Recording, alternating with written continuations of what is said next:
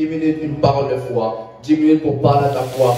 10 minutes pour donner à ta foi le vouloir, le désir de sortir de ta situation. Amen. Sans plus tarder, mes frères et sœurs, je vous invite à ouvrir votre Bible dans 1 Samuel 17, du 24e jusqu'au 37e verset. Amen. Avant de commencer, je vais d'abord prier. Seigneur, je laisse ce moment entre tes mains, que je diminue toi seul tu croisses. Parle à ton peuple au nom de Jésus. Amen. Amen. Je lis pour vous au nom de Jésus. À la vue de cet homme, tous ceux d'Israël s'enfuirent devant lui et furent saisis d'une grande crainte. Verset 25. Chacun disait, avez-vous vu s'avancer cet homme? C'est pour jeter à Israël un défi qu'il s'est avancé. Si quelqu'un le tue, le roi le comblera de richesses. Il lui donnera sa fille et il affranchira la maison de son père en Israël. Verset 26. David dit aux hommes qui se trouvaient près de lui, que fera-t-on à celui qui tuera ce Philistin et qui ôtera l'opprobre de dessus d'Israël? Qui est donc ce Philistin, cet incirconcis, pour insulter l'armée du Dieu vivant? Verset 27, le peuple répétant les mêmes choses lui dit, c'est ainsi que l'on fera à celui qui le tuera. Eliab, son frère aîné, qui l'avait entendu parler à ses hommes, fut enflammé de colère contre David et il dit, pourquoi es-tu descendu et à qui as-tu laissé ce peu de brebis dans le désert? Je connais ton orgueil et la malice de ton cœur. C'est pour voir la bataille que tu es descendu. Verset 29, David répondit, qu'ai-je donc fait? Ne puis-je pas parler ainsi? Verset 30.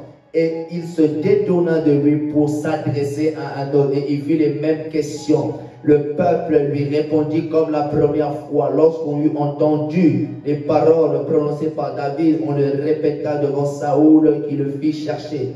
Verset 32, David dit à Saoul, que personne ne se décourage à cause de ce Philistin.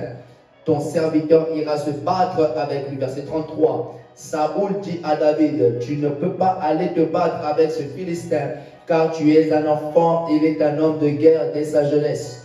Verset 34, David dit à Saoul, ton serviteur faisait paître les brebis de son père, et quand un lion ou un ours venait en enlever une du troupeau, je courais après lui, je le frappais et j'arrachais la brebis de sa gueule. S'il se dressait contre moi, je le saisissais par la gorge, je le frappais et je le tuais. Verset 36, c'est ainsi que ton serviteur a terrassé le lion et l'ours, et il en sera du Philistin de cet incirconcis comme de l'un d'eux, car il a insulté l'armée du Dieu vivant. Verset 37, David dit encore, l'Éternel qui m'a délivré de la griffe du lion et de la patte de l'ours, me délivrera aussi de la main de ce Philistin. Et Saoul dit à David, va, et que l'Éternel soit avec toi. Amen. Le thème du jour, le thème est où sont les audacieux de la foi? Amen. Où sont les audacieux de la foi? Amen. Est-ce que je peux répéter cette parole? Où sont les audacieux de la foi? Amen. Avant de commencer, je regardais la définition du mot audacieux. Audacieux veut dire qui fait preuve de détermination, de hardiesse, qui va plus loin que les autres. Amen. Où sont les audacieux de la foi dans cette génération? Où sont les audacieux de la foi qui vont relever le défi en France?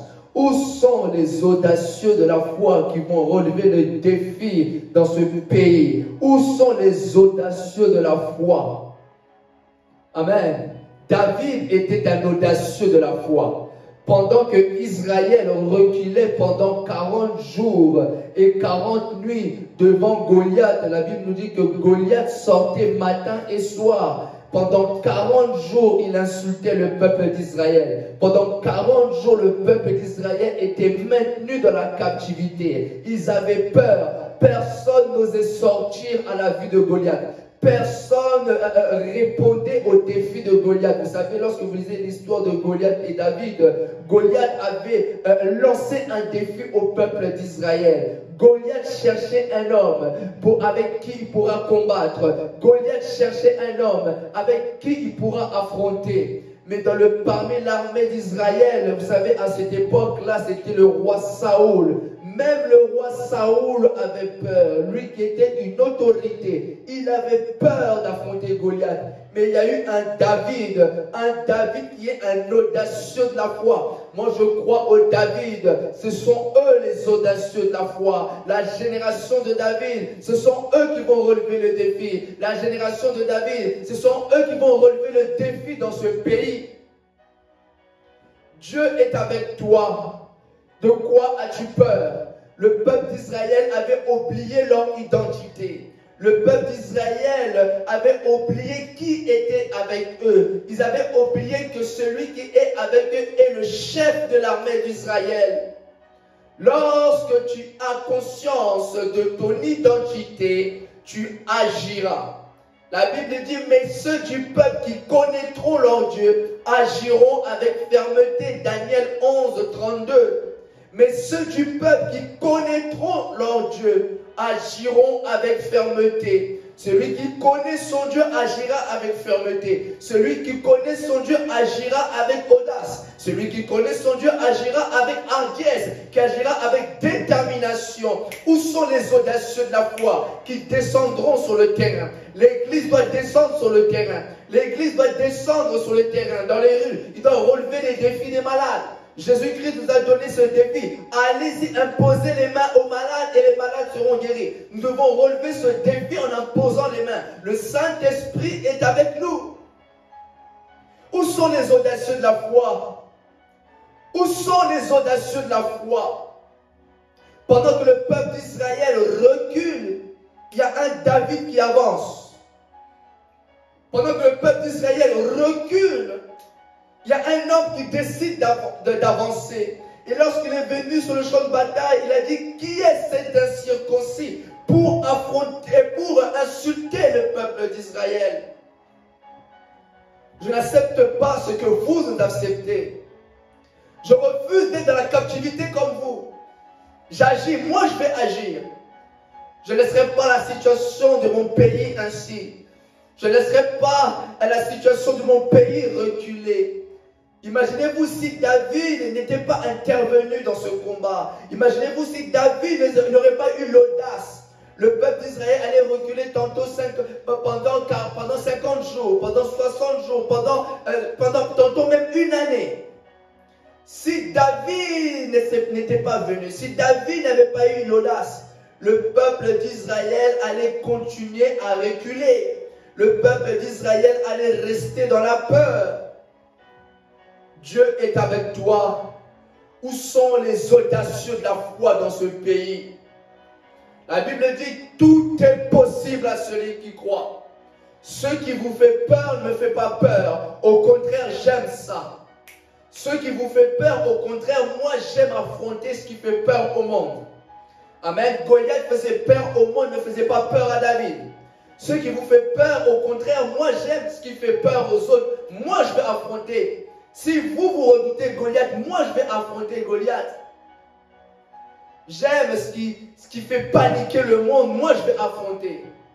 Ce qui fait trembler le monde, moi je vais le faire. Ce que personne n'hésite à faire, au contraire, moi je vais le faire.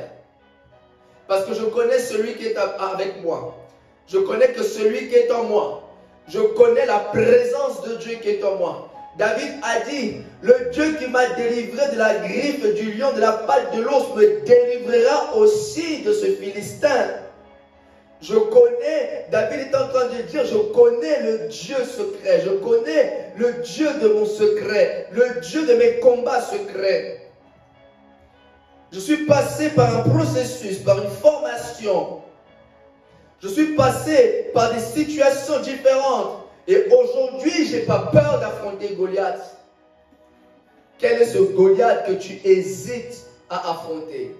Quel est ce Goliath que tu redoutes d'affronter? Quel est ce Goliath que tu trembles d'affronter? Relève ce défi.